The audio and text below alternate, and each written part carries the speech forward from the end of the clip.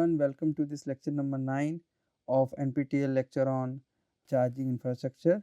In present lecture we will study about some functionality related to single phase boost power factor correction converter. So in the last class we have revisited the single phase full bridge diode rectifier, which is basically an uncontrolled rectifier.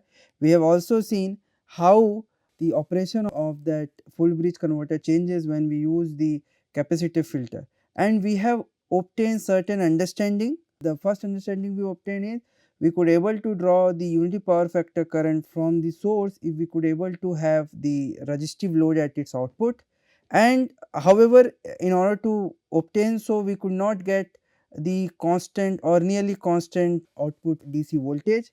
So for that we have put the capacitive filter, and because of putting the capacitive filter, again the current drawn becomes the peaky in nature, and obviously going away from the sinusoidal, and also having non-unity power factor characteristics.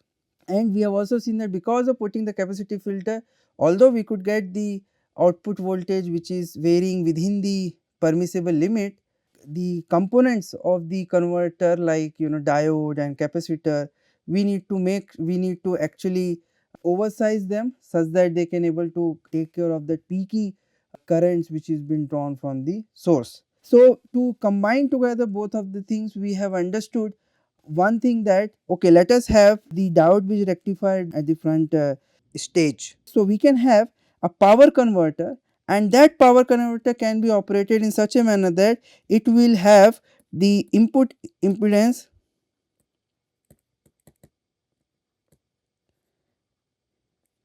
if this power converter is operated in such a manner that the input impedance is resistive in nature,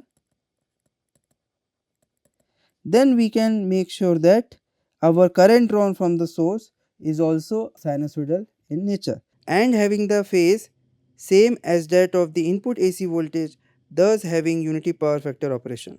So let us see, if we put the different power converter, we can get the different kind of converters. We can input different kinds of converter and we can able to obtain a unity power factor current drawn, and thus that this kind of converter is also called as the power factor correction,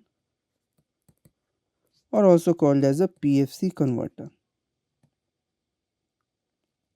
where we have a power transient converter put at the output of the full bridge diode rectifier.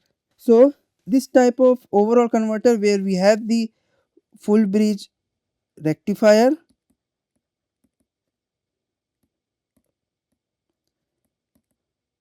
and the power converter cascaded with them, that kind of converter we will see. Now in this power converter one can have boost converter, boost DC-DC converter, one can have the flyback based DC-DC converter. Different power converter configuration can be used here, while which ensures two things: one, a unity power factor current drawn from the source, as well as the output voltage is kept constant within the permissible limit. So one of such commonly used power factor correction converter is boost PFC converter.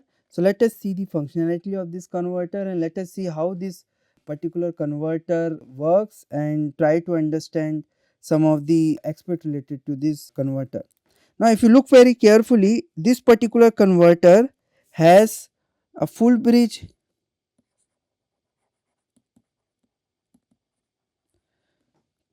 diode rectifier at its front end, at its front side, or you can say that at the first stage, and then followed by, if you look very carefully, followed by a boost converter where we have the inductors. Let us define this inductance as L, and we have the half bridge, commonly used, or you can say the fundamental building block of any voltage source converter, which is a half bridge, and having a capacitance capacitive filter. Let us define it by C, and the load RL. And because since we have put the capacitance, it is having the output voltage whose nominal value let us define as a V naught and having a ripple over that. Now here, since this is I converter, which is the current which is coming out of this converter, some current will go into the IC and the average value of the current will be IL, which is going through the load, which is going through this load RL. Now if we see very carefully this boost, since we have used boost converter, let us quickly look how the boost converter look like. As you must have gone through in your first level power electronic course, we have a boost converter which looks like DC-DC boost converter, which looks like this switch S1. So here I am drawing a very generic switch. It could be a MOSFET, it could be IGBT or thyristor if you want to have. So this switch is there. Then what we have is we can have the diode D and having the capacitance C, which is again feeding the load RL, and we have this L and we have V input. And we can actually replace the diode with more generic switch. It could be the MOSFET with body diode, IGBT with freewheeling diode, or it could be just a diode. So we can make this particular converter connected in a manner. So let us take the generic switches and we can make this converter like this. This is the same converter which we have drawn here. So here what we have is we have the diode bridge rectifier and then followed by or cascaded by a boost converter. Now if you look very carefully, we know that in this particular full bridge rectifier we have this Vs, which is Vs peak sin omega t coming as an input. Now in this particular converter we know that in the positive half cycle this D1 and D4 gets forward bias, and as a result of which this Vd is nothing but equal to Vs or Vs voltage which is been there in the input side. And in the negative half cycle it is the D2 and D3 which get forward biased, and the output Vd is nothing but equal to negative of the input voltage Vs. So if we look how the output voltage waveform look like or the Vd voltage look like, so we have this Vs sin omega t, and similarly since in the positive half cycle D1 and D4 gets forward bias, we have the, let us say this is Vs,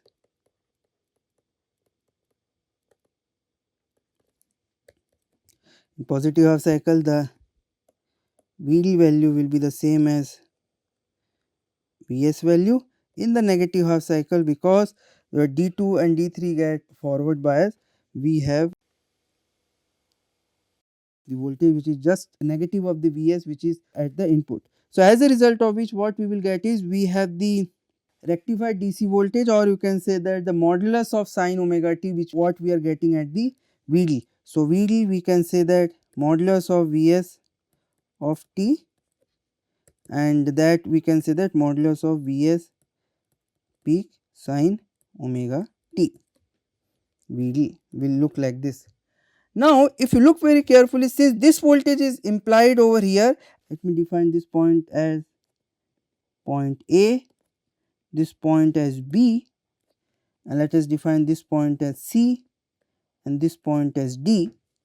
So if you look very carefully, in this particular place, the AB, the potential at point VAB, which is nothing but the Vd, is uncontrolled and is defined by the input voltage which is been applied at the input of this full bridge diode rectifier. So this is uncontrolled and it is the variation of this will look like this.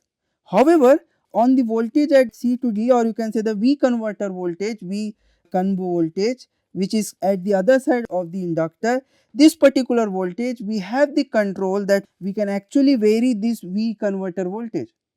Now how we can vary this V converter voltage? What we can do is we can actually, let us say if this is the converter, this half bridge, if we have this half bridge as a converter,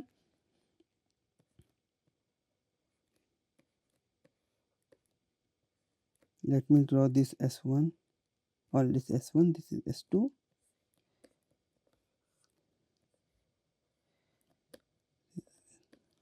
See, and let's say here we have the potential wheel coming across here. Now if you look very carefully in this particular converter, if you turn on the S1 switch, what happens is that the voltage of this CD, the voltage of this CD is equal to 0. And if we turn on this, S2, then the potential which is applied through the CD point is nothing but your V naught. So thus we can vary the turn on time of this S1 and S2 switch, and thus as a result of which on an average sense we can generate the V converter voltage which is having some value, and we can then vary this turn on period of this S1 and S2 switch, and thus we can get the average variation of this output of this half bridge, which is V converter, varying such that we can make sure the current drawn from this side is also following the pattern the which VD is following. So since on this side point AB, our VD voltage is defined by the operation of this full bridge rectifier and the input AC voltage. On the other side, from the node C and D, we can apply the variable voltage in an average sense, and that average variable voltage is such that the average inductor current in a switching cycle, which is same as that of ID current, will be also following the same pattern as that of VD, and thus as a result of which we can able to get a average idle current which will be following the VD pattern. And thus since the switching period average idle current looks like this, our IS current, which is equal to ID current in the positive half cycle and equal to negative ID current in the negative half cycle, will look like this in an average sense. This is the Vs, and thus as a result of which we can say that we are drawing the unity power factor current from the grid or from the AC voltage source. So thus what we need to do is, this particular half bridge is switched with varying turn on times of S1 and S2 switch in such a manner that the average voltage in a switching period which is coming from this side V converter is varying in a fashion such that the average current in a switching period which is going through the inductor will be having the same variation, or you can say that having the same modulus of sin omega t variation as that of Vd, along with having the same phase, that means no phase lag or lead between the Vd and switching period average value of IL.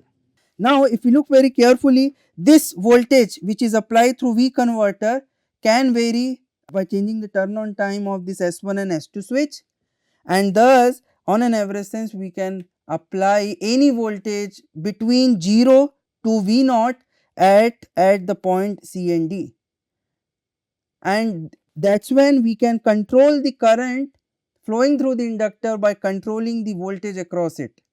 One side voltage is constant, which is defined by the AC input voltage. However, on the other side we can have the variable voltage, or we can have the voltage which can be controlled by the operation of S1 and S2 switch, and in such a manner that the average value of IL, which is equal to current ID, will be following the same variation as that of VD, along with the maintaining the same phase, and thus the current drawn from the input AC voltage source is also having a sinusoidal variation in a switching average sense, along with the unity power factor operation. Let us try to see how we can operate this particular converter, and how what switches we can have S1 and S2 switch, and how in the different cycle it will work.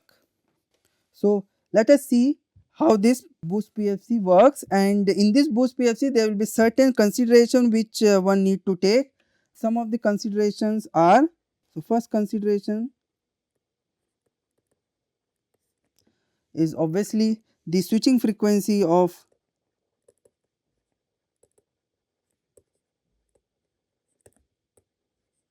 of S1 and S2 switch is greater than the is much greater than supply frequency. That means one can say that the FSW is very much, which is the switching frequency of this S1 and S2 switch, is very much greater than Fs. Now the reason why we have taken this particular consideration is, when we take this particular consideration, which means that, let us see, since our switching frequency is very much greater than Fs frequency, so if we see our VDD voltage,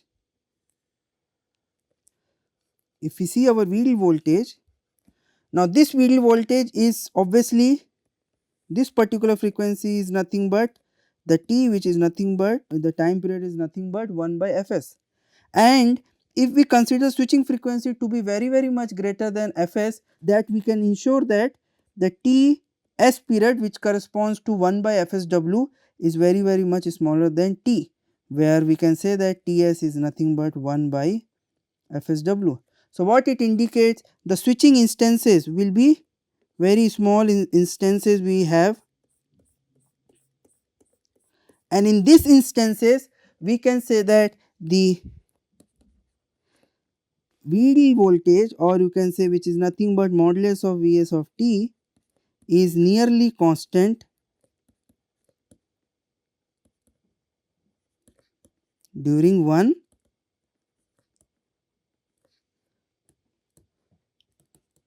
switching period. So that is, this particular consideration, which is Fsw is greater than Fs, will lead to the point that the VD, which is nothing but the modulus of Vs sin omega t, is nearly constant, because these instances are very nearby, this particular time period is very nearby, is very much closer to each. As a result of this variation which is there is very small. If this time period is very small, then we can ensure that this variation is very small, or we can say that this particular VD voltage is nearly a constant during one sampling or one switching period. Now this will give us some advantage, because if we assume that modulus of Vs of t is constant in a switching period, then accordingly we know that what value of this V converter has to be applied from this half bridge or from this half bridge converter, such that we ensure that this IL current, or which is nothing but equal to idle current, is also having some average value in a switching period which is varying same as that of VD, which is the modulus of sin omega t. So thus, considering this particular consideration, let us see how our converter look like at a different time instances, or at different modes of operation of this particular converter. So let us assume that, let us take the variable d, which is nothing but d is the duty ratio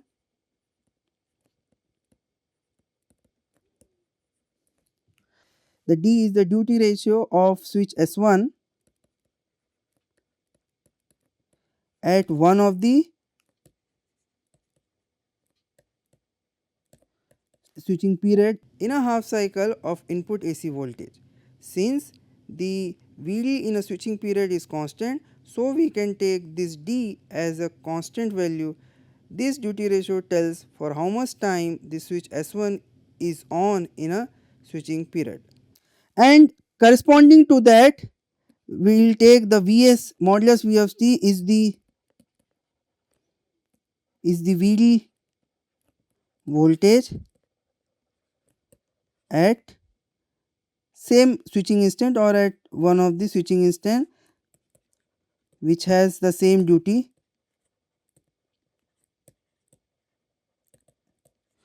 which has the duty ratio D.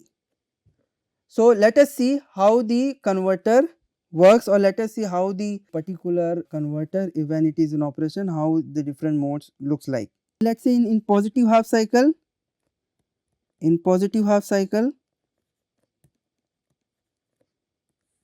we will only consider the positive half cycle case, where the D1 and D4 are forward biased.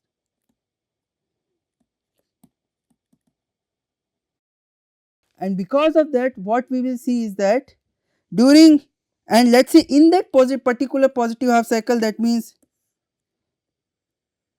in this particular instance, we are only considering this particular instance. In this particular period, one of the switching period we have taken, where at that point this switch S1 has a duty ratio given by capital D, and the VD value is nothing but the modulus of Vs at that particular instant. And since this period is very small as compared to this period, we can assume that this modulus of Vst is really constant, and we can also assume that the duty ratio will be constant in one switching period. So, during that time, let us say in that particular positive half cycle, during time period dTs, where Ts is nothing but 1 by f switching, during this Ts, S1 is on, and since S1 is on, obviously the S2 has to, I mean the S2 need to be turned off, otherwise this particular output or this particular V0 so this particular bridge gets short circuited if both the switches are on. So if this is on, this has to be off, and if this is on, this has to be off.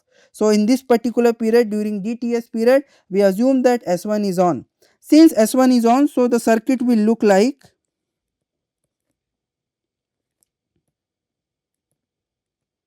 this: D1 is on, D2 is open circuited, D3 or D3 is reverse bias, D4 is forward bias. So it is, we can draw in that way: D1, D4, D2, D3, and this input voltage is coming over here,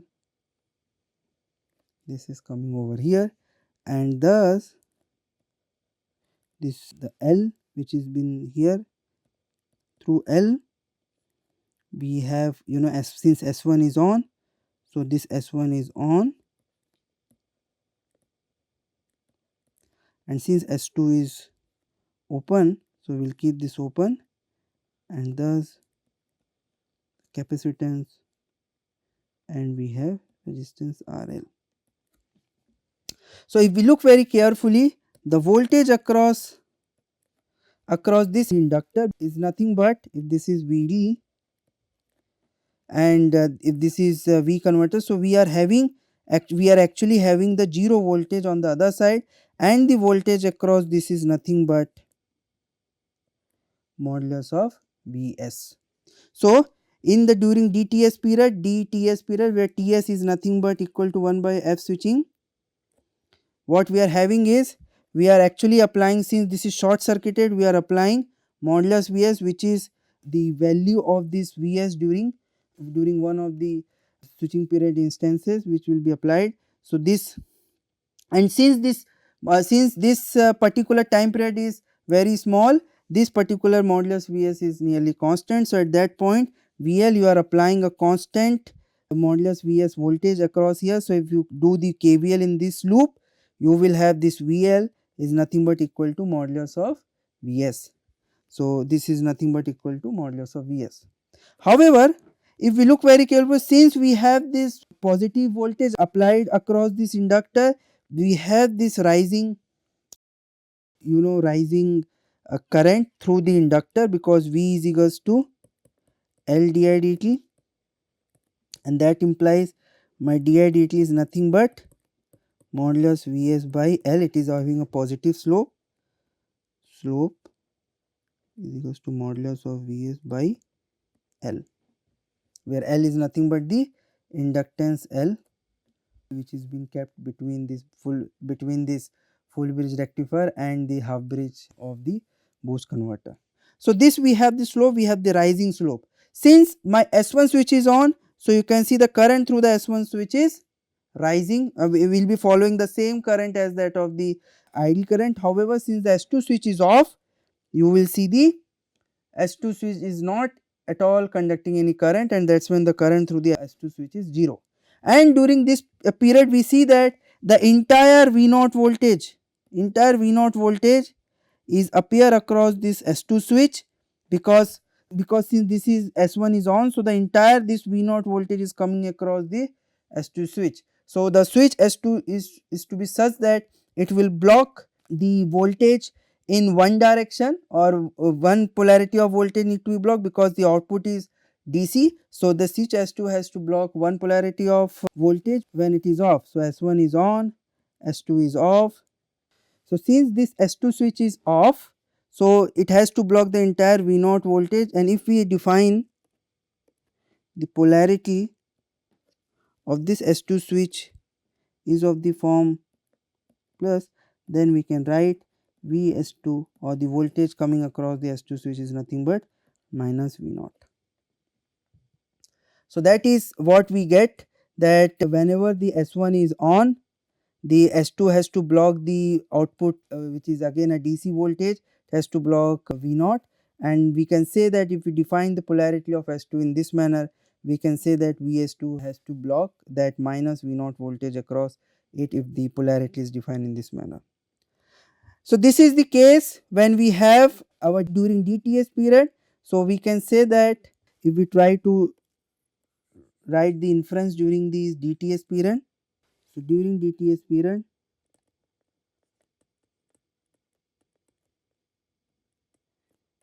S1 conducts, or S1 conducts and conducts current in one direction,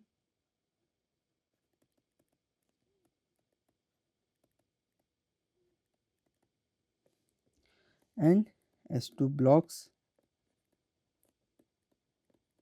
voltage of one polarity given by Vs2 is equals to minus V0. Now let us take the condition during in the positive half cycle during 1 minus DTS period. So when we consider the condition 1 minus DTS period, during that period my instead of S1 switch, my S2 switch is on,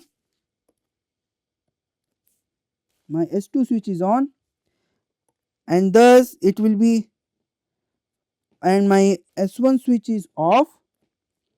We will see what is the value of voltages as we go along. Within the positive half cycle during 1 minus DTS period, that means remaining period of the switching cycle, the condition of the circuit will look like.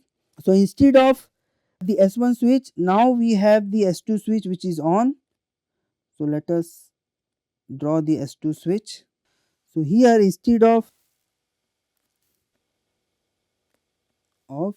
this, now S2 switch is on and the S1 switch is kept open. Since the S1 switch is kept open and S2 switch is on, so we can apply the KVL in this particular loop. We can apply the KVL, and if we apply the KVL, what we are gonna get is, we will see that the voltage across, what we will see is that the VL voltage will be nothing but modulus of Vs minus V0. Now this value is V0.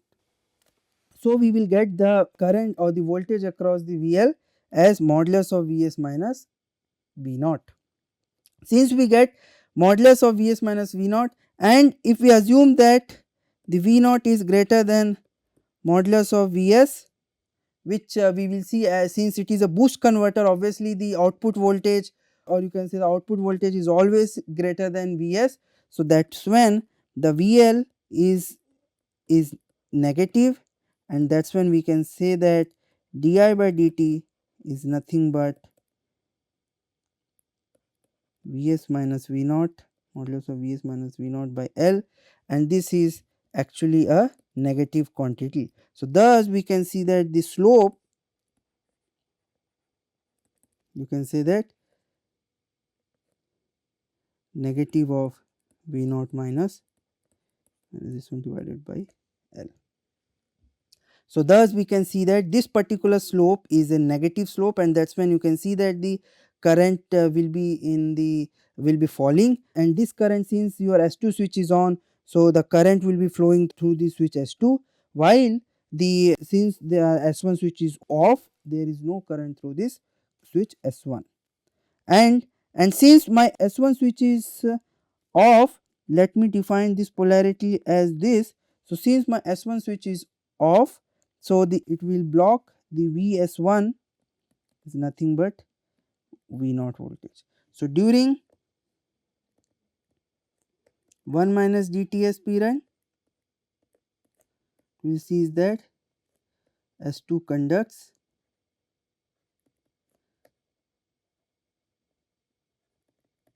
current in one direction, and that will be from, as we mentioned, the positive and negative polarity. It is going from this positive polarity to from the bottom to the top in this direction. That's when it is conducting in one direction, and S1 blocks voltage of one polarity, which is nothing but Vs1, nothing but V0. This we can define as a Vs1. So we have understood that S1. So if we try to draw the S1 switch, so for S1 switch, if we try to see how the S1 switch will be with respect to current and voltage across the switch. For the S1 switch, it carries current in the positive direction when it is turned on. When it is turned off, it is blocking the voltage in positive direction. So that's why if we draw the IV characteristic of the ideal switch, it will look like this. Similarly, for the S2 switch, when it is on, it allows the current in one direction, or which is the positive direction, is from bottom to top, and it will block the voltage, which is one polarity voltage, which is minus V0. So the IV characteristic of S1 and S2 switch will look like this. Since the IV characteristic S1 is in the first quadrant, we can obtain the switch, we can realize the switch using any MOSFET with IGBT, or one can also use BJT as well. Similarly, for S2 switch, since it is in the second quadrant, this IV characteristic, one can realize the switch using diode, or one can use the MOSFET and use the body diode of MOSFET.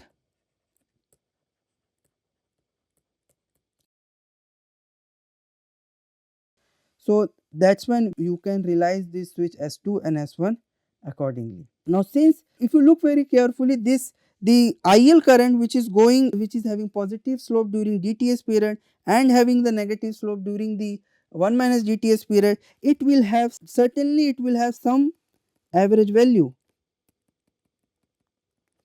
And this average value, if you look very carefully, this particular average value, if we can make sure this average value varies in the same manner as that of the VD, then we can ensure that the variation of average ID current in a switching period and variation of VD is the same in the half cycle of input AC voltage. Also, we can also see that this particular average value of current, how we can get the different or the variable average value of the current, this we can get by varying this duty ratio, that means the varying the turn on time of this S1 switch and S2 switch, such that the current average value of current is following the same behavior as that of the VD, which is modulus of sin omega t. So that's when we come to conclusion that we need to make sure this duty ratio is varying in every switching instant, and that variation will be having some sinusoidal variation in such a manner that the average current will be also varying in the same manner as that of the VD, which is nothing but the modulus of sin omega t. And that's when we can ensure that the IS current which is drawn from the source will also be having a sinusoidal behavior or having the unity power factor. So thus we need to find out how this duty ratio will be varying. That will we see in the next class or in the next lecture. Thank you.